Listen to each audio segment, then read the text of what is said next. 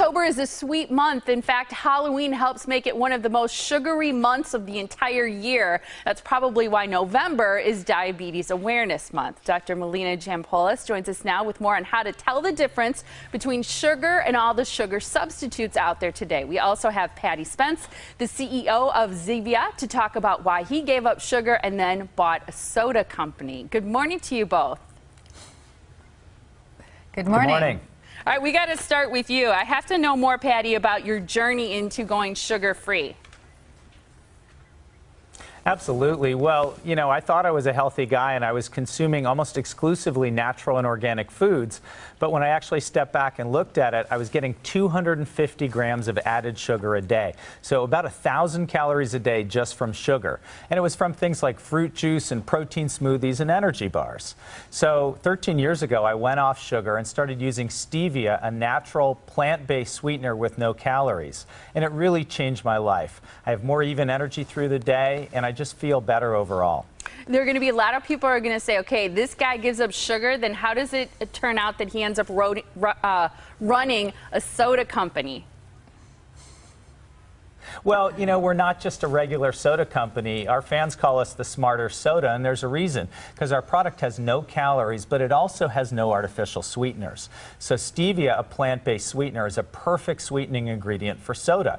You can have all the things you love about soda, the flavor, the bubbles, etc., without the artificial sweeteners, without the calories, without the sugar. Let's talk a little bit, Doctor, about all the labels that are out there. I think it's really hard for people today to determine what's good for them and what isn't.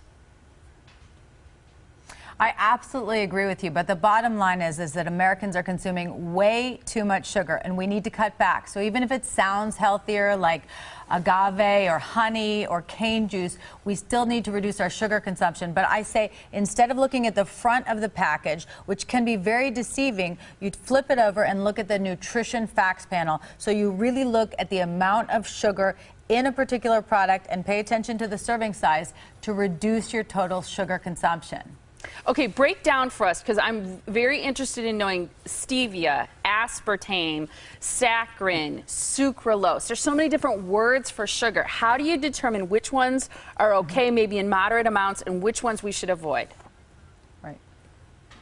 Well, those are actually all non-nutritive sweeteners, so they're no-calorie sweeteners. So they aren't sugar, they're sugar substitutes. Now, of that list, stevia is the only one that's natural. It comes from a plant. The rest of them are artificial. They come from a lab. And while they're all generally regarded as safe by the FDA and they're approved as a food additive, I, as a doctor and as a mom, I prefer a no-calorie natural sweetener like stevia. Okay, see, I think that makes it simple, I think, in the end, because I think that's the thing is people have a hard time breaking down which ones are good and which ones are not.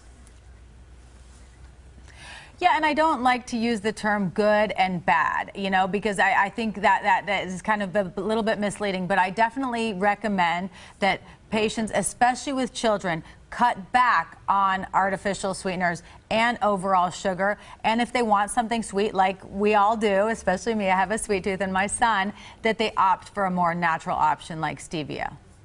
And Paddy, you've been a somewhat outspoken voice on certain issues like the ban on soda in New York. What is your opinion on that? Why did you get involved in that discussion?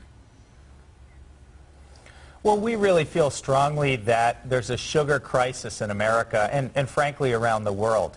And as Dr. Melia mentioned, we're just getting too much sugar, and many of us aren't even aware of where we're getting it and how much we're consuming. So what was interesting about the New York proposed soda ban is it raised awareness of this so critical issue.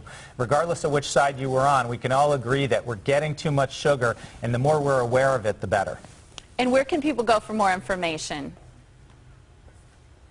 Well, we recommend that they go to our website at zevia.com, zevia.com. There's a lot of information on sugar-free recipes and how to identify hidden sources of sugar in your diet.